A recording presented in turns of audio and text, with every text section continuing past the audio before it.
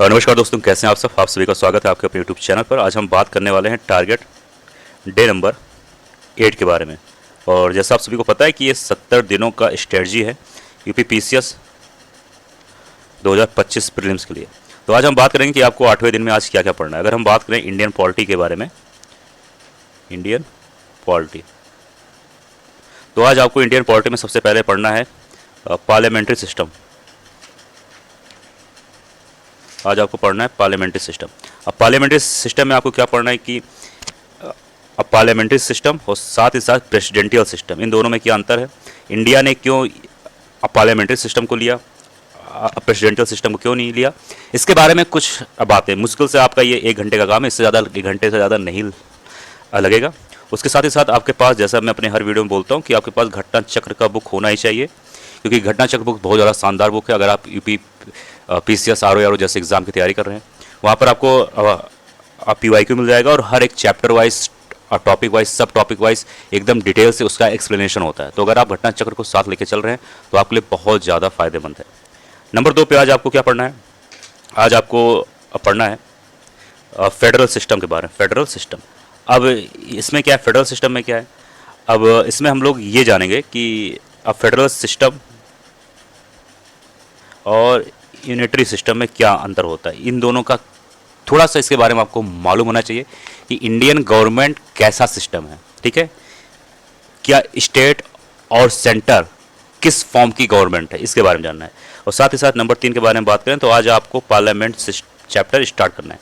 Parliament chapter में आपका लोकसभा आता है, राज्यसभा आता है। अब लोकसभा राज्यसभा ये इतना छोटा भी टॉपिक नहीं है, ये आपको देखने और सुनने में हो सकता है कि ये छोटा टॉपिक हो, लेकिन काफ़ी लंबा चैप्टर है पार्लियामेंट। तो पार्लियामेंट आज आपको स्टार्ट कर देना है, बस पूरा नहीं पढ़ना है। आज आपको लगभग 30 से 40% ही पार्लियामेंट पढ़ना है, ठीक है। ये हो गया इंडियन पॉलिटी के बारे में। अब हम बात करेंगे मॉडर्न हिस्ट्री में। आज आपको क्या पढ़ना है, अब मॉडर्न हिस्ट्री के बारे में हम लोग बात कर चुके थे, 1925 तक हम लोग बात कर चुके थे। आज हम लोग को बात करना है 1925 से लेकर 1955 के बारे में।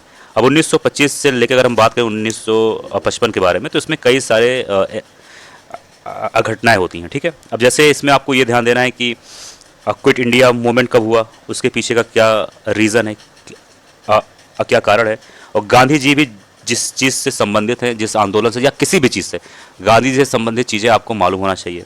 अब इसके ही बीच में आपका आ जाएगा साइमन कमीशन के बारे में, ठीक है, और इसी के बीच में आ जाएगा अगर जो भी कांग्रेस का मीटिंग जहाँ जहाँ भी हुआ है, कांग्रेस अधिवेशन, वो भी आपको ध्यान देना है।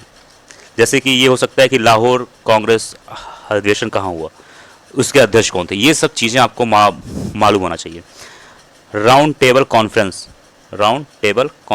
ठीक है, टेबल कॉन्फ्रेंस, कितने राउंड टेबल कॉन्फ्रेंस हुए, कहाँ हुए, ठीक है, कौन वहाँ पर था, कौन नहीं था, इन सभी के बारे में आपको एकदम डिटेल मालूम होना चाहिए।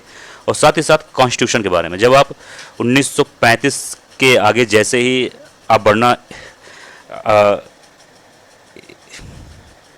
शुरू करेंगे, वहाँ से आपका इंडियन कॉन्स्टिट्यूशन के बारे में बात होने लगेगा, ठीक है। तो ये चीज़ ध्यान देना, काफ़ी इंपॉर्टेंट है।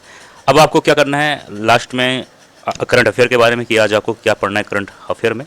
जैसा आप सभी को पता है कि करंट अफेयर हम लोग 1 महीने का जो है करंट अफेयर लगभग 4 से 5 दिन उसमें देते हैं, इससे कम नहीं देते ना, उससे ज़्यादा दिन देते हैं। तो आइए जानते हैं कि आपको कौन से मंथ का करंट अफेयर और क्या क्या पढ़ना है, ठीक है।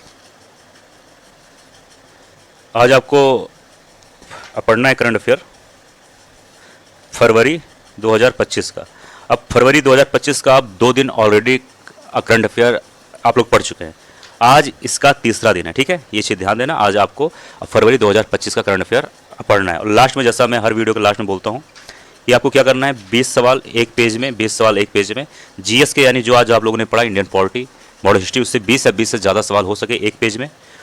उसी तरीके से हिंदी का जो 6 टॉपिक हैं आरओ में, उसका 20 या 20 से ज़्यादा सवाल एक पेज में आपको लिखना है। और इसमें वो सवाल डालने हैं जीएस वाले में जो इम्पोर्टेंट है, जो बार बार सवाल रिपीट होते हैं, ऐसे सवाल जो इम्पोर्टेंट है लेकिन आपको जल्दी याद नहीं होते हैं, कोई डेट, कोई इंसिडेंट, कोई घटना, उसको आपको एक पेज में लिखना है। और जब भी आपके पास खाली समय रहे, जब आप घूम रहे हो, टहल रहे हो, उस समय ही आपको इसको याद करना है। इस पर आपको स्पेशल टाइम कोई नहीं देना है।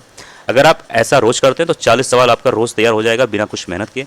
यानी अगर हम बात करें तो 70 दिनों में आपका 2800 सवाल से ज़्यादा आराम से तैयार हो जाएगा बिना कुछ मेहनत किए। तो दोस्तों ये था आज का टारगेट, मिलते हैं नेक्स्ट वीडियो में।